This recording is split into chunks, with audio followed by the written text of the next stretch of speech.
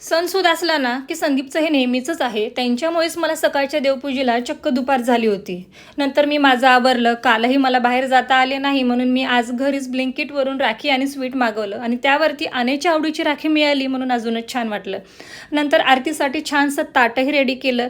अनेला आणि लाडूला छान गोड-गोड तयार केलं. खरं तर ही लाडूची दुसरी राखी आहे, पण मागच्या वर्षी ती खूप लहान होती ना, म्हणून यावर्षी तिला सर्व काही समजत असेल आणि तिला राखी बांधता येत नव्हती म्हणून दादाने तिच्यासाठी ही अशी फ्लॅपवाली राखी घेतली. फक्त राखीच दादाच्या आवडीची नव्हती तर स्वीटसुद्धा त्याच्याच आवडीचं होतं. त्याने गिफ्ट नाही आणलं पण गिफ्ट घेण्यासाठी भरपूर पैसे लाडूला दिले.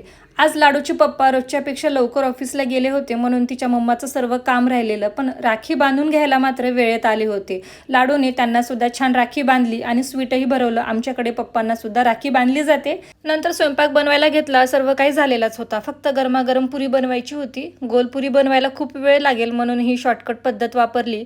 संदीपचं मात्र इकडे मस्का लावणं सुरू होतं. ताटं वगैरे लावून सर्वांना जेवायला दिलं. माझा उपवास असल्यामुळे मी नाही जेवले. बाहेर वातावरण खूप छान झालेलं होतं म्हणून म्हटलं आपणही छानसं आवरून घ्यावं. भाऊ आला, त्याला राखी वगैरे बांधली.